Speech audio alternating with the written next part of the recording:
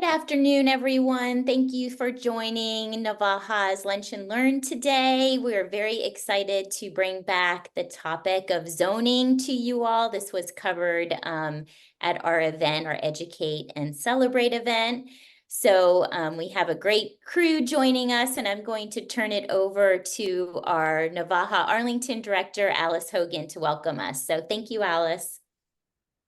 Good afternoon, everyone. I am Alice Hogan on behalf of Jill and Hannah. We do want to welcome you to the NVAHA Lunch and Learn series for August. Every month, we offer free lunchtime enrichment on timely topics, usually speakers or panels, a Q&A, and then follow-up resources for those who want to explore the topic more deeply. Today, as Jill said, we're welcoming back Jonathan Knopf. He is from Housing Forward, Virginia, and he joined us in May for our Leckey Forum to discuss public perceptions of zoning. He'll share with us what it is, its impact, and how we can talk about and work to right-fit zoning for today and the future. To give a little context, earlier this year, you may know that AHS, Alliance for Housing Solutions, merged with NVAHA, and we became one unified organization. As part of that unification, we decided to continue the annual Leckey Forum. For many years, AHS had hosted the Thomas Leckey Forum, presenting research, best practices, and fresh ideas for promoting and fostering affordable housing development in Arlington and the NOVA region. For many years now, that Leckey Forum has become a well-respected and anticipated annual gathering for local government staff, elected officials, advocates, residential designers and developers, and interested folks in the community. The forum itself was named for Tom Leckey, who was an unwavering advocate for affordable housing and ending homelessness in Arlington. So in the spirit of that unification, we will continue to offer the annual Leckey Forum. And at this past May forum, we looked at the importance of zoning and shared the release of the Northern Virginia Zoning Atlas. It's an amazing new tool we can all use to better understand zoning in our region and its impact on development. We had 3 panelists in May, including Jonathan. And so today we welcome Jonathan back to be with us to follow up with us on demystifying zoning and how to address discriminatory zoning patterns in order to allow more housing supply and more equity in development going forward. So to learn more about Jonathan, please refer to our invitation for his full bio. And on behalf of Jill and Hannah, we'd like to welcome you back, Jonathan. Thank you for being with us today. Alice, thank you very much. And thank you, Jill and Hannah, for hosting the Lunch and Learn and having me back yet again. And thank you, everybody, for hopping on this call today. I will do my best to cover what is a dense, or maybe let's go with a rich topic that really deserves hours and hours of thoughtful insight and discussion, but we'll try to do this in less than an hour, and so we'll see how far we get. I want to begin with 3 important points that I think set the stage for what we'll try to talk about today. One, I think most of you would probably agree that housing is the most important challenge that localities face today. We face a lot of different problems, or localities face a lot of different problems: data centers, schools, transportation, all these things, but housing is connected to all of those. And as housers, I think we will probably, be the first to raise the flag on this point. Number 2, localities don't have the same power of the purse that the federal government and our state government have to solve housing challenges and provide rental assistance, provide subsidies for affordable housing development. But they do have one very important thing that our federal and state governments don't have, which is the power to control their land use. But the thing is that unless you went to, graduate school to be a planner, or studied real estate, or just were, a completely strange, odd person who decided to look into zoning and land use on your own, no offense anybody, but it is a very wonky thing to get into unless you get into it from somewhere else. Nobody ever taught us about this, right? This is not something that's taught, in your standard high school education in civics class. Should it? Yeah, definitely, because of how important and critical it is to the health and success of our communities today. So we end up with problems like this, and I apologize to everybody who's seen me use this this photo series as an example, but it's too good. I can't find anything better than this to just succinctly describe what the problem is. So this is a picture of a yard in Arlington from a few years ago when the missing middle debate was just kicking off, and people were beginning to solidify their opinions. And this house has two signs. It has the "We believe Black Lives Matter, no human is illegal, love is love," etc. sign that I think became pretty prevalent around Northern Virginia and plenty of other communities across the country in 2020 and 2021. And so you can kind of infer maybe the type of person and their political leanings and their values from this sign. But just a few feet away in the exact same yard, we have a sign that says "Save our neighborhood, no upzoning, no duplexes." So they think that Black Lives Matter, but just as long as they don't move into a duplex that gets built next to them. So we have this strange cognitive dissonance that happens with housing, and it's pretty unique to housing. Housing kind of breaks down traditional partisan lines or traditional thinking. And we'll talk some more about that later. So today, really what I want to do is begin by reckoning with zoning's complex history. So I'll go into a little bit more detail than what I did very briefly at the Leckey Forum, if you happen to be there. We'll dig into some of the current dynamics around zoning and housing and how they're connected, and share some data about zoning in Northern Virginia. And then I'll leave you with, or kind of lead into the Q&A with some ideas about how and why we need to rethink the ways that we talk about zoning and really talk about housing in general. But I want to caution you all that just because of our limited time and my own limited perspectives and all of this, things that I can't do today, that unfortunately, if you were looking forward to, is tell you the full story of zoning. There's plenty of books that I'm happy to recommend, as I'm sure others can as well. But I'm only going to do a few slides on it.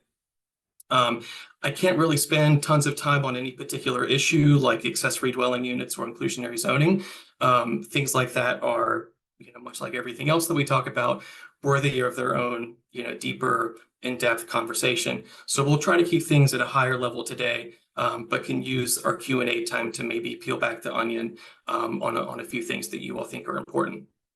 And then finally, just last word of caution, I live in Richmond, not Northern Virginia. I can barely keep up with stuff happening around here as it is, so I have really no idea what's happening any given day in Northern Virginia. I know about the big things happening and the big successes you've had around housing over the past few months and past year, but I'm not qualified to comment on anything that's happening on the ground now in your neck of the woods, and would defer to Jill, Alice, Hannah, and most everybody else on this call for that. So let's go back in time and figure out how we got here, and talk about zoning's origin story. But really, it's origin stories, because there's the traditional step-by-step history of zoning that you learn or have learned in planning school, that begins with court case in New York and all these things. And regulating light and air and all that stuff. But then there's some other stuff going on too that actually predated a lot of the events that usually begin the zoning story.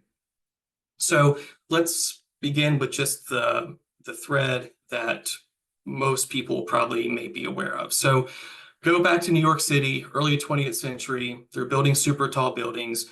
We have these new construction innovations. We have these things called elevators. All of a sudden, buildings are a lot taller than they used to be and a lot bigger.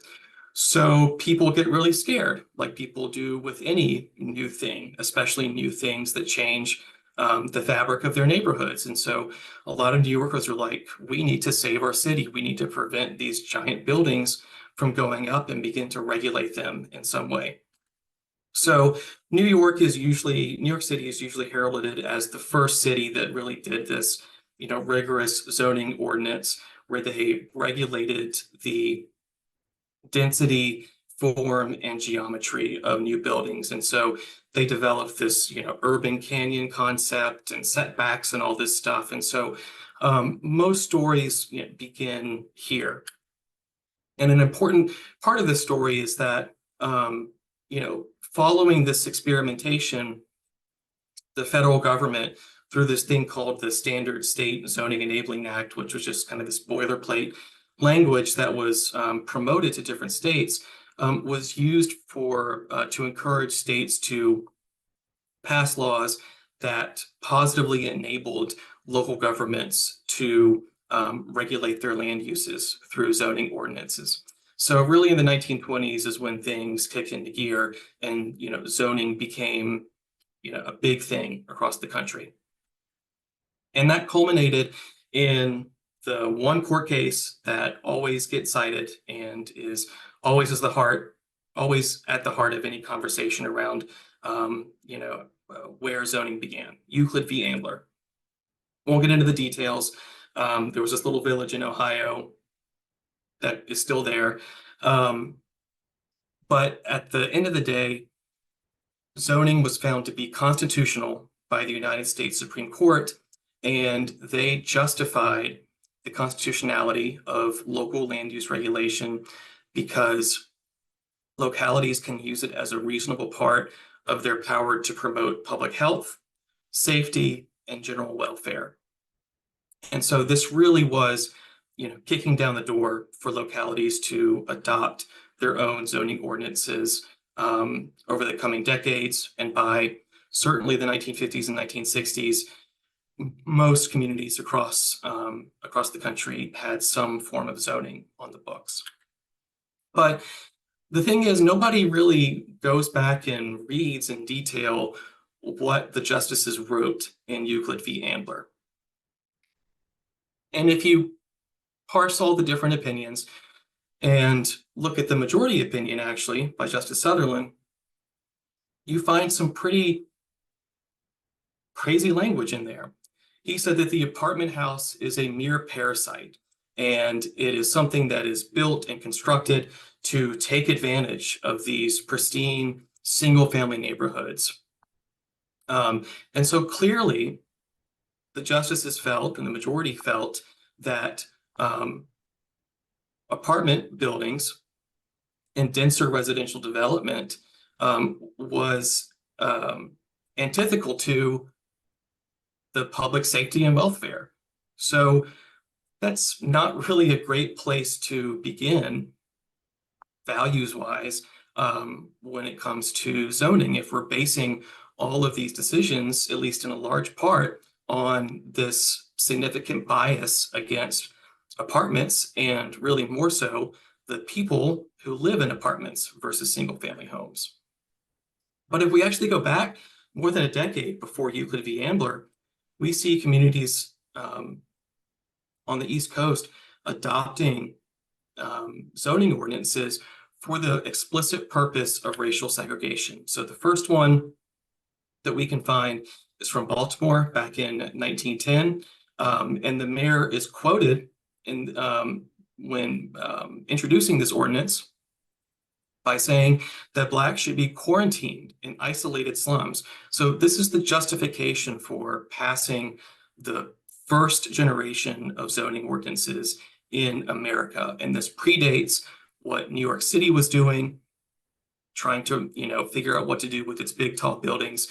Yeah, they were focused on skyscrapers, but the first thing that communities in the United States used zoning for, by and large, was to enforce residential segregation. And just a year later, Richmond, unfortunately, was the first locality in Virginia, and still one of the first in the country to adopt a segregation ordinance that regulated land use. So that one explicitly said its purpose was to secure for white and colored people, respectively, separate location for residences of each race. So it was unlawful for anybody to live on a block where the majority of the homes on that block were occupied by persons of a different race. So really just trying to entrench and enforce existing patterns of racial segregation in the city. Ashland, just a few miles to the north in Hanover County, said, yep, that sounds great. We want to do the exact same thing. And lo and behold, a few years later, when this was challenged all the way up in the Virginia Supreme Court, they upheld it in Hopkins v. City of Richmond. But eventually that was overturned by the United States Supreme Court. I think still actually before Euclid v. Ambler.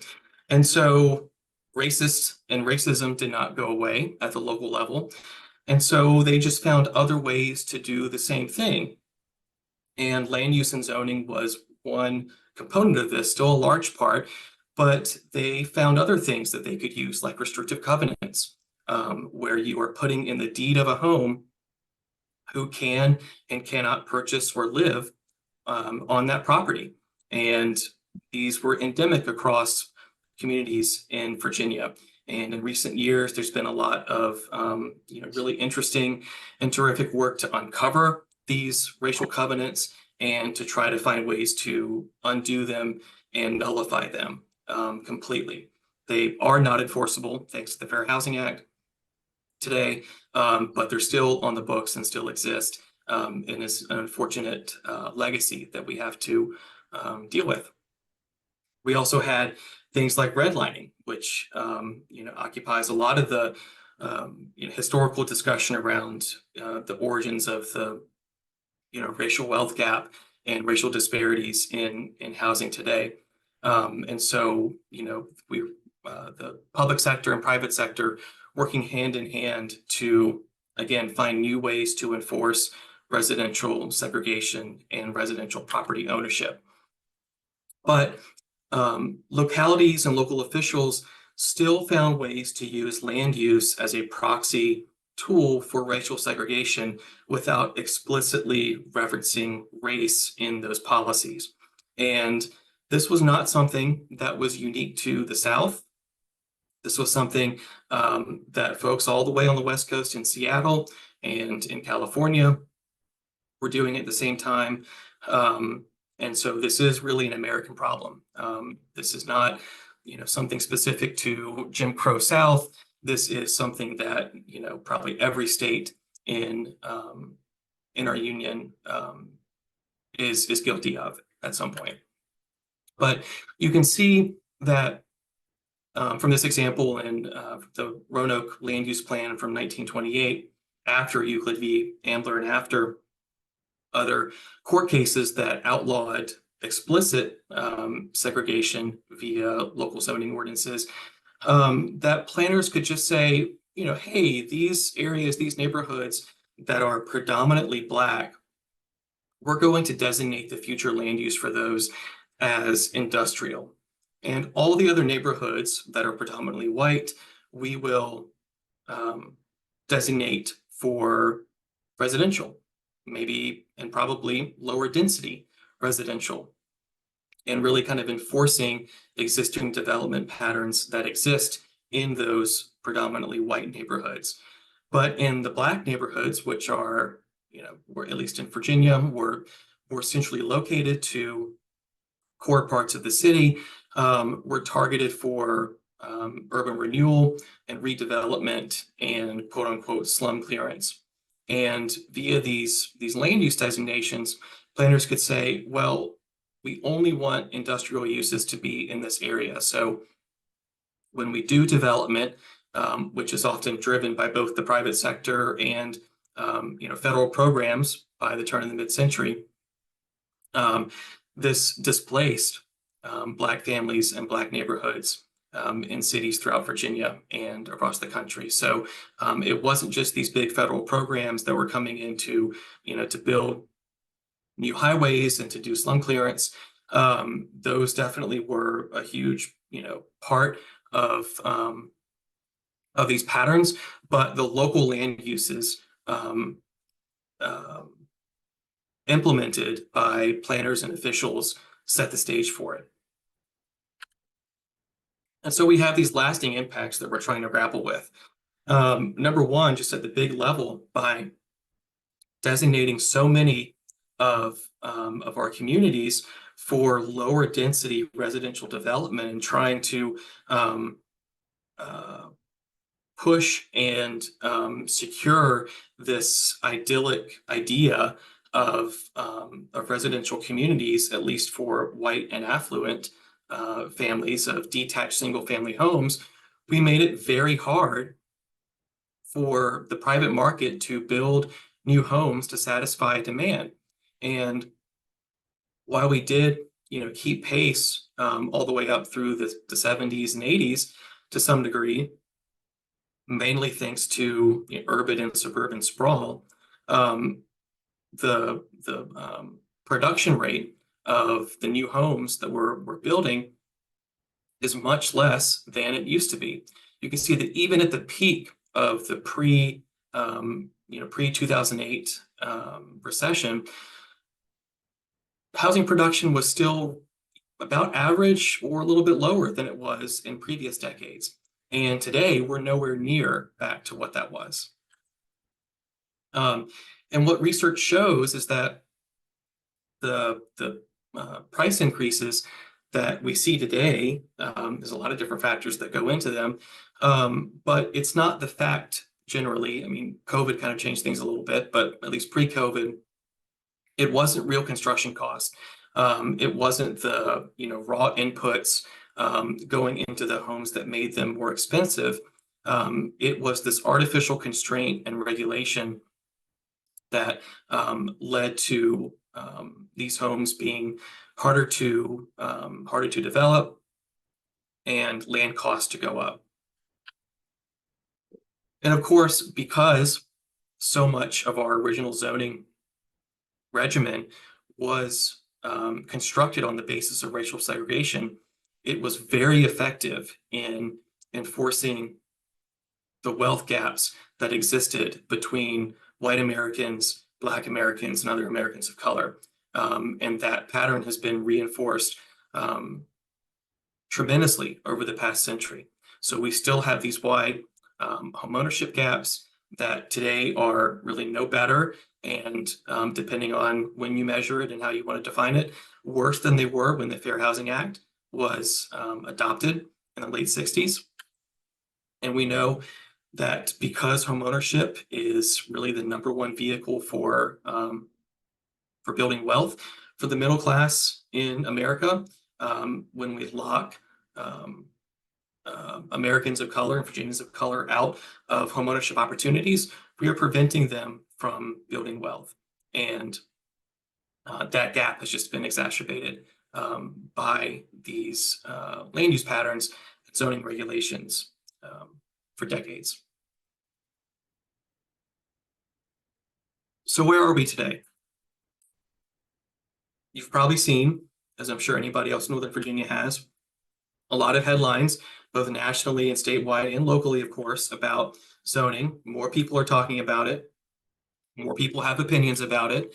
There's lots of noise out there, but there's lots of great research and a lot of great policy changes also happening. A lot of good ideas, a lot of bad ideas, a lot of things getting talked at the federal level, state level.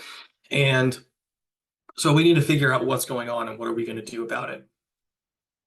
From our perspective, as Housing Forward Virginia, where our mission is to promote affordable housing and housing affordability across the state, our take is that addressing zoning barriers is a necessary prerequisite for the vision that we want to see, for the Virginia that we want to create. It is not the only thing, but it has to happen for us to achieve the goals that we want to see. And so we've taken it upon ourselves to do a lot of work on zoning over the past year, this year and in the coming years. So we have a whole zoning initiative that we've kicked off called Zoned In. We developed a zoning 101 toolkit. We're trying our best to track zoning reform efforts across Virginia and relevant reforms at the local and state level from other states. But really the flagship of this work is the Virginia Zoning Atlas, which we launched at the Leckey Forum earlier this summer. So this is a screenshot of what the Zoning Atlas looks like for Northern Virginia. The only other region that we've completed so far is Hampton Roads. And we're working on Richmond and the Tri-Cities region right now, and we'll have that published and up on the Zoning Atlas in a few months from now. And be sure to click the link and open up the atlas and, dive in, zoom into, your own home, your own community, use the toggles, use all the different filters to, explore, what zoning looks like across Northern Virginia. And just, at a high level, what this zoning atlas can tell us is that across NOVA, most of the land available for residential development is restricted still to single family homes only, because of a couple of localities that have pretty permissive accessory dwelling unit ordinances. There is still a lot of land that is theoretically where it's theoretically possible to build and develop and lease out an accessory dwelling unit. So that's very encouraging to see. But still, we have just a fraction of the land across the whole region, despite, all of the development that's going on, all the work that goes into building, new apartments and affordable homes, a tenth or less of all the land that can be developed into housing in Northern Virginia is available for apartments or missing middle, so duplexes, triplexes, things like that, by right, so without a public hearing.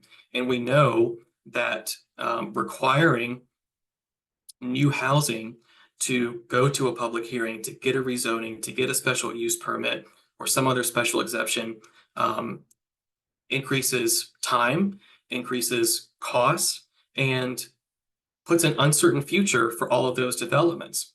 Because it can easily, get picked up and, by neighborhood opposition and turn into a huge big deal that it really didn't need to be. So that opens the door for a very vocal minority of people usually to exercise veto power through the public hearing process. For the best analysis of our zoning atlas data, really encourage you all to visit the Mercatus Center. They were one of the presenters with us at the Leckey Forum, so they've written this great policy brief that they shared some of the findings from at the Leckey Forum, but encourage you all to click on the link and read that. Just a couple of notable findings or a preview of what they have in there, breaking down here that share of developable land in Northern Virginia by jurisdiction, where detached single family housing is the only housing or is the housing allowed by right. And so that varies a lot. There are some places like Arlington County now, some smaller communities like Dumfries and Manassas Park, where that's really just a small percentage. So they have a pretty permissive zoning ordinance, and are not just solely restricting most of their land to more expensive types of residential development. On the flip side, we can look at how much, what percentage of land is available for apartments with 4 or more units in them. And Arlington and Alexandria are leading the way, again, thanks to some recent changes to their zoning ordinances. But some places have almost none or pretty much no land available where apartments can get built easily. which is very odd and very strange to think of in Northern Virginia, of all places. So what can we do about it? The three things that I use to break down how we think about creating affordable housing, creating housing affordability broadly are supply, we need more homes; stability, we need tools to keep people in their homes when they want to stay in them; and we need subsidy, because we know that even if we remove all the regulatory barriers to development, the private market will never be able to provide homes that are affordable to people with extremely low incomes, fixed incomes, people with independent living challenges. And so there's always a role for this public assistance and public support to make sure people are, stably housed in quality homes. And zoning affects all of these. Zoning limits or encourages how much supply exists and is built. Zoning influences, whether or not, let's say, you want to remain in your community, but you got married or you're having kids and you want stability, by staying in the same school district. If you can't find a home that supports your new household size and household type, then yeah, you can be locked into your home as long as you want. But if that's not the right home for your needs, then is that really stable? Is that the right thing? So zoning affects stability too. And zoning also, I think, importantly, from a state and national policy perspective, it determines how far each dollar of subsidy can go. If our land costs are obscene, nonprofit or for-profit, LIHTC developer is going to have to pay a lot more for land to build new affordable housing, and those tax credits are just not going to go as much as they would in places where land is cheaper. So I'm not going to get into specific strategies and everything because there's so much to cover, but I think generally something that I use to filter and organize all the different possible strategies in my head is something like this, where we try to look at or rank different solutions based on projected level of impact and how much effort it takes from a capacity perspective, advocacy, political will, actual policy development, fundraising, all those different factors that determine how much effort it takes to do something. Where can we put those on a spectrum?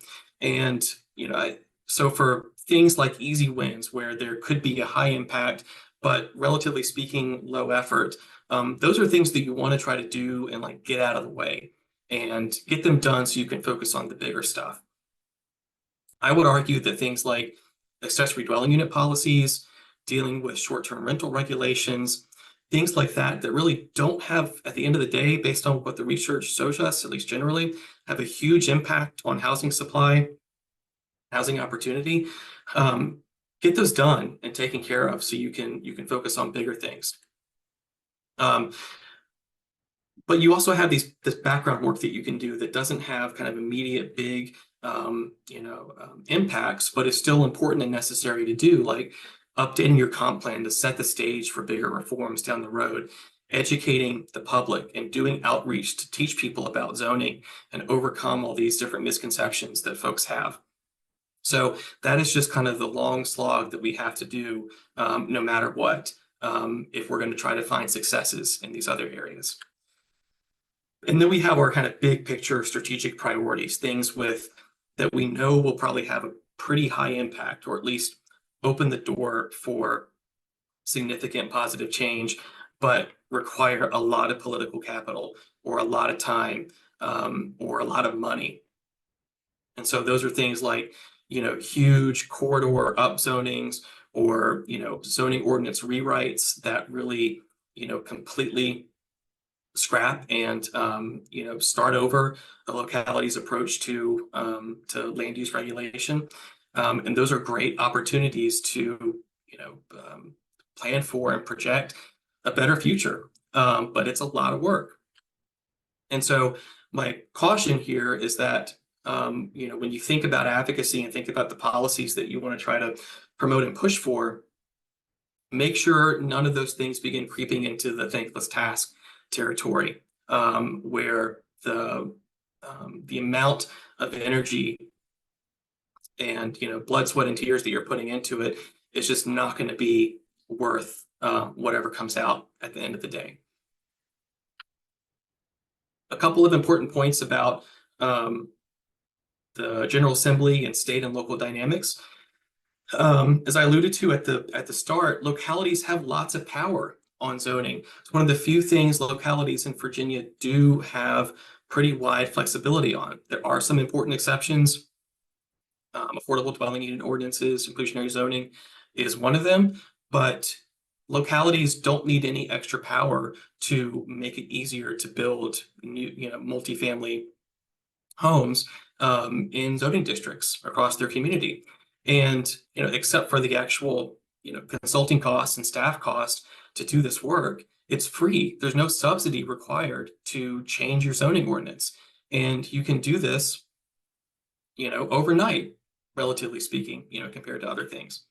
An important dynamic going on is that state lawmakers are feeling a growing urge to act because they're hearing from constituents more and more, thanks to a lot of you, that housing is getting more expensive and it's harder to find, and it's really not getting any better. And localities, unfortunately, have been standing in the way of a lot of progress that needs to get made. Maybe not localities, but at least their zoning ordinances have been standing in the way. And so state lawmakers eventually are going to act to respond to their constituents. There really hasn't been any huge, any preemption really of local land use control related to residential development in Virginia. But whereas a few years ago, those bills were rare and almost, laughed out of the Capitol, now they're being seriously considered and going to the Housing Commission and getting votes and, passing both chambers. So we're almost at the point where we're going to see some pretty crazy reforms come out of the General Assembly in the next few years that we never could have imagined just a few years ago. So it's very interesting to see the evolution of how swift that change has been. But an important point for the state level on this issue is that when we look at what other states have done to try to get localities to change their zoning, the first thing that most people try to do, or at least most lawmakers try to do, is say, well, why can't we just encourage this through incentives? Give them grants that they can get if they do this on their zoning, make it easier to do this. The research really shows that that doesn't have a huge success rate because the localities that really need to unlock their regulations more than any other are also just inherently probably the same ones that don't want that money or don't want whatever those incentives are that might promote or encourage growth. And so you can, have this unintended consequence of letting localities just continue to throw up the drawbridge and deepen the moat. So really, at the end of the day, what evidence has shown so far is that the sticks get it done. Preemption is really what's needed to bring localities on board if they are not willing to do it themselves. And so the question really at the end of the day for a lot of this is, does changing zoning work? Does it make housing more affordable? Does it allow more homes to be built? And really, because there hasn't been a lot of zoning reform over the past decades, there hasn't been the potential for research on this. And so research that does exist is pretty recent and is still, trying to get sorted out. And so I want to cover a few points that are drawn from these two sources here. Highly encourage everyone to look into these in more detail. I'm very much just giving the high level overview.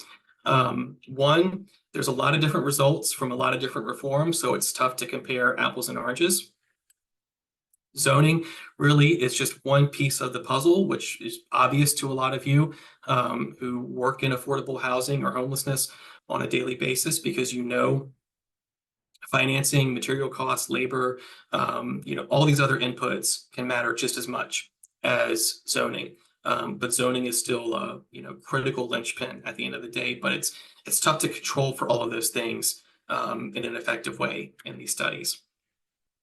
And an important distinction here is, are we measuring the ability for new housing supply to stabilize or reduce rents, or is it the zoning changes themselves? So trying to define the question in the research also is a bit tricky.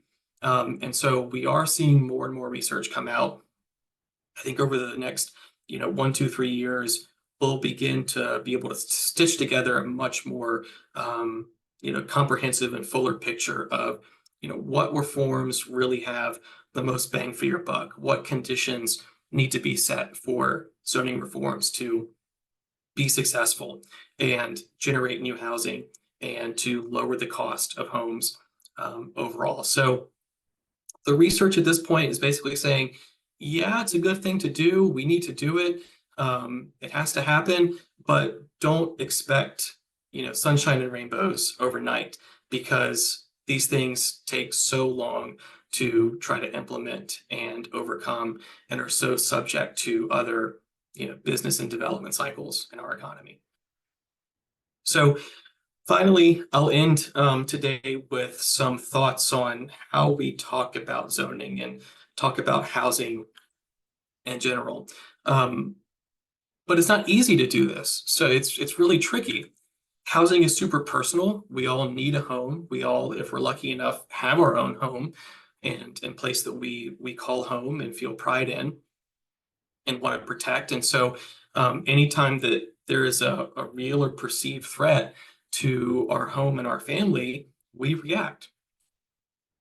And as I alluded to earlier, housing really isn't partisan usually. That may be changing, but in our work in many different parts of the state, working with local officials who, do have an R or D behind their name, really when it comes to housing, they're not thinking about it through the lens that maybe, their respective national party might be in Congress. And sometimes, for example, libertarians will have some very non-libertarian opinions about housing development, and progressives, as we saw with those signs earlier, will have some probably non-progressive opinions about housing development if it feels like, their own neighborhood and home could be threatened, even if it's just a complete misconception. So housing is this weird nonpartisan thing, not bipartisan, but nonpartisan. And housing breaks people's brains because of these things. We don't really know how to talk about it. We weren't taught about housing. We weren't taught about land use and zoning. Nobody knows how housing finance works, unless you do that on a daily basis. And so most people, have their home and they never think about housing generally beyond their own front door unless they encounter a crisis. And I think this Venn diagram gets to the heart of all of these, the challenges in these conversations at the local level, because there has to be some dissonance, some internal disagreement when people want to try to have their cake and eat it too. If you want stable services and you want low taxes, you need density in your neighborhoods to make that work. If you want low taxes and you want low density, you can't expect a lot of services. And if you want stable services and you want low density, then you're going to get high taxes. So you have to make these trade-offs, and a lot of people don't understand how all these different elements interact with each other at the local government level.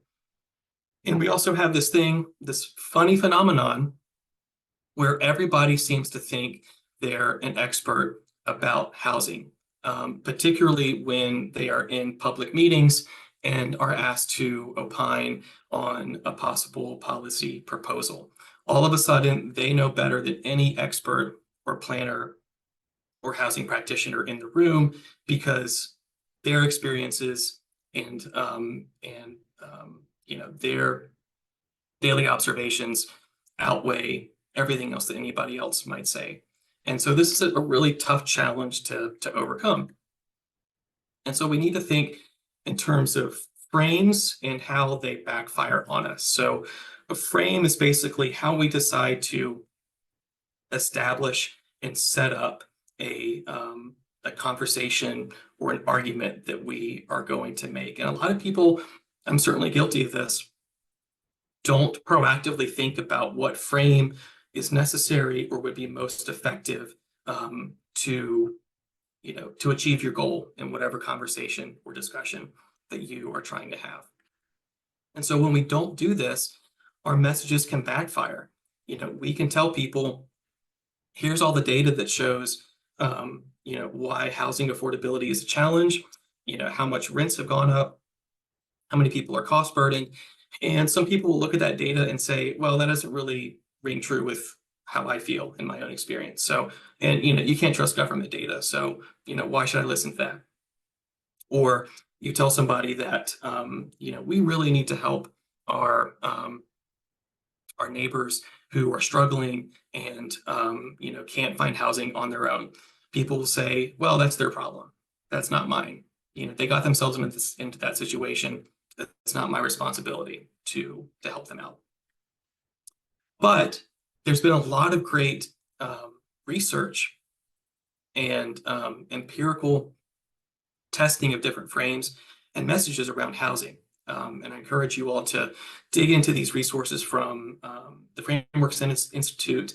Enterprise has sponsored a lot of this work, and we've been trying to follow this for the past few years and implement their recommendations in our work. I think number one is you need to fit your frame. You start with some frame that is going to be effective. And with respect to zoning and land use and housing, shifting from affordability to talking about fairness and availability and abundance really seems to be more effective. And because all these different complex things work together and all these different players need to come together to make these changes, using an analogy of solving the puzzle seems to click with people. People may not understand how exactly a planning commission and a board of zoning appeals and a comprehensive plan and all that stuff fits together, but they understand a puzzle and they understand pieces of a puzzle fitting together.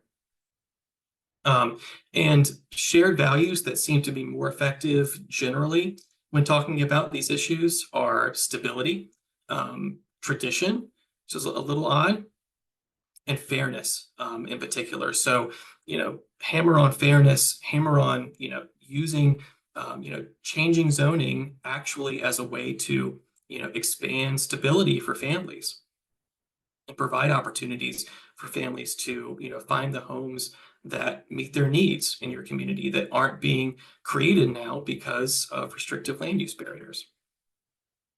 And then you need to craft and hone your message within that frame. So focus on how the benefits of changing our zoning rules can benefit entire communities. Don't focus on how zoning is going to only help low-income persons.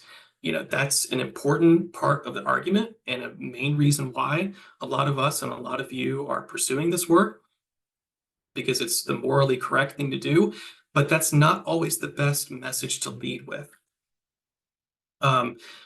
And what you can do to make these more effective is to make sure that you connect specific policies and actors to the problems that we're encountering today. Don't just assume people know that, how we got here in the history of zoning. You don't need to completely, read the entire color of law to somebody, but you at least need to connect the threads a little bit for them to get them to understand the context. Because if you don't, then they're going to fill that vacuum with whatever else they may hear, which we can't guarantee is accurate or useful in any way. And just like we need to talk about, benefits to the entire community, connecting zoning to our whole region, and the benefits that accrue to our whole region and collective responsibility across a region work well in a lot of cases too. And then finally, you need to get your message to stick. So, make sure that you are tailoring your language to your audience, depending on if the people you're talking to maybe have more traditional conservative values or more progressive. There's a lot of great nuances in those research resources about that. I think this one is really, really important, especially because we've had a lot of wins on this recently. People like to hear about progress. You can't hammer the problem and the issues and the woe is me thing over and over and over again, because that turns folks off. Talk about successes, talk about wins, talk about things that have happened, that have generated success, and build on those to say, look, this is a big problem, but it's not impossible. And here are some ways that we're fixing it now, and we need to do more of that. People like to be on a winning team. And finally, when it makes sense, provide relatable examples. So, try, depending on who you're talking to again, try to provide some, case studies or stories that will resonate. I think we try to do this naturally anyway, but not always strategically in this broader communication strategy. We think that maybe telling the same story about a client that you serve is going to be effective with everybody. That's not really the case. So you need to think about the stories and examples that you use effectively. And I'm way over time, so I apologize and hope that we can have some questions today before we all need to log off. But I'm grateful for the time, and we'll hand it over to Jill to get us going. Thank you, Jonathan. That was excellent. I really appreciate you coming back and kind of sharing your knowledge and all the research that you've done to kind of help inform us to be better messengers as we go out in our communities to kind of advocate for zoning change. So really appreciate that. I think it was great you ran over because it was so much information to cover. We'll be sharing this information out. Hannah put a lot of the links in the chat if you want to grab those. And we do just have a few questions in the chat, so I think we can get through all of those. So moving right into that, can you talk a little bit more about that 64% of developable land in NOVA allowing the ADUs by right? And that seemed like a high percentage. I think that was slide 32, if I wrote it down correctly. Yeah, if you can just talk about why that is a higher percentage than we might normally think. So I don't want to provide mistaken information, so I'm pulling up the zoning atlas now and there were a couple of two of the bigger localities in Northern Virginia were really the reason for that. And I think this is a good example of why, kind of having local perspective and nuance on this is so critical. So Loudoun County and Fairfax are the two counties that pop up that show accessory dwelling units being allowed pretty permissively in most of the residential zones. So I'm not familiar in detail with the precise wording and requirements for accessory dwelling units in the zoning ordinances for each of those localities. But just because of the volume of land that those two counties take up in the Northern Virginia region, that's why there's that higher 64% number than you might expect.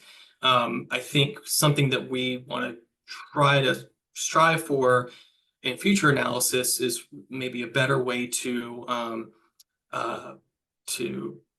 frame the data, speaking of framing, is not in land area, but number of lots.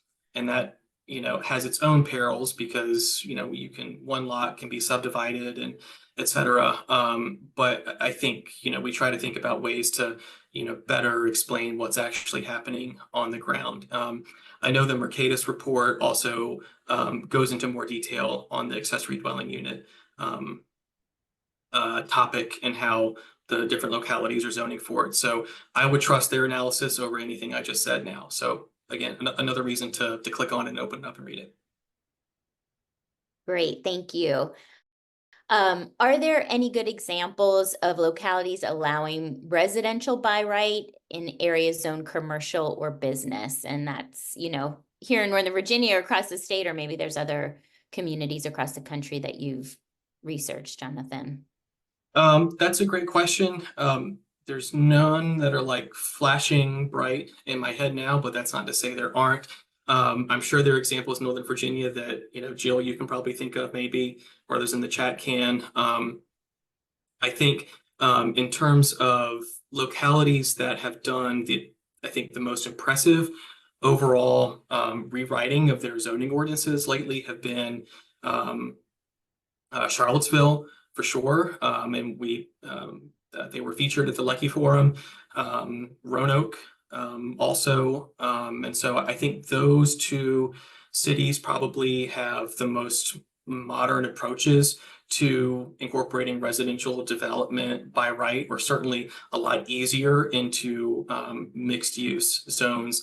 And I think those are useful examples too, because they're, no offense, but not in Northern Virginia. You know, they're smaller cities, you know, where some of that, you know, there's more of that missing middle just naturally already in terms of density and, you know, scale of different development along commercial corridors. So really encourage people to look into both Charlottesville and Roanoke for best practices.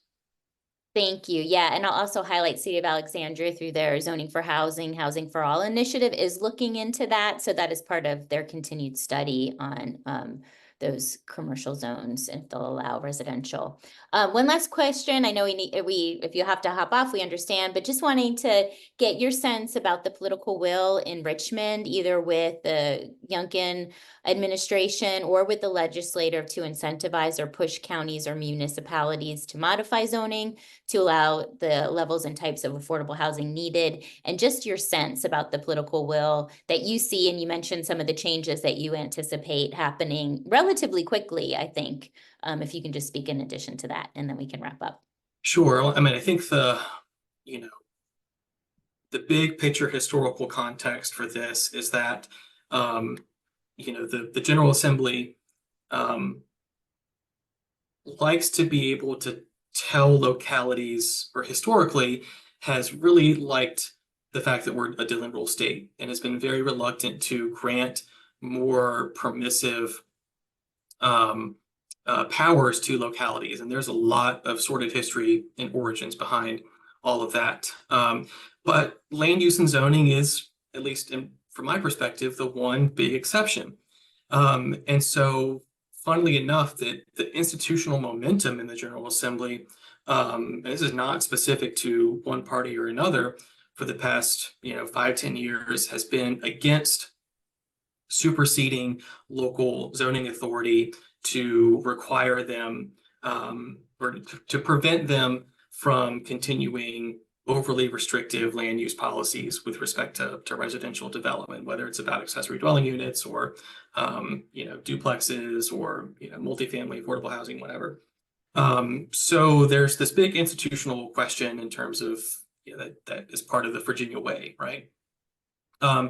Today, I think where we are is that the governor's administration has talked a lot about cutting red tape for housing. I think a lot of their focus has been on what they can accomplish through executive action. I have not seen, people who may be closer to the General Assembly than I am can correct me or provide additional context, have not seen the administration really advocate for or go to bat for any of the land use reform bills that have come into the past few sessions. On the legislative side, there is an increasing cohort of lawmakers that are trying to push bills that do supersede local authority on land use, particularly on accessory dwelling units, to make those allowed pretty much everywhere that a single family detached home is. On the ability for faith-based organizations to develop affordable housing on land that they own, and let them be exempt from public hearings and grant them some, pretty permissive by right development potential for affordable housing on property they have. And so these are the type of things that, aren't world changing at the end of the day, but represent an important, crack in the seal, I think, on this topic. And again, I think if we don't see localities across the state, I doubt that we will, at least on a broad perspective, make a lot of big changes very soon. State lawmakers, if things continue at the pace that they have been in the same direction they have, something is eventually going to make its way through. It may not be, super effective or super impactful, but it will, break the taboo on this issue. So I don't know what it's going to be, but I would not be surprised if we see something along those lines in the next couple of years. Other states are doing it. People like to think that Virginia is a special little snowflake. No, that's not the case. We are very special in a lot of ways, but we can learn a lot from what has happened in other states and state legislative action that's been taken there to inform what could happen here, what might happen here, and what we can at least look at and figure out not to do because it didn't work elsewhere. Awesome. Thank you so much. Stay tuned. Watch, the legislative session coming up. Jonathan, can't thank you enough for coming back. Thank you and Housing Forward Virginia for being an incredible thought leader, research partner, and all of your work across the jurisdiction. We're happy to have you back in Northern Virginia. So thanks again. Hope to see you all at future Lunch and Learns. Thank you to my partners, Alice and Hannah, and we will see you next month. Take care.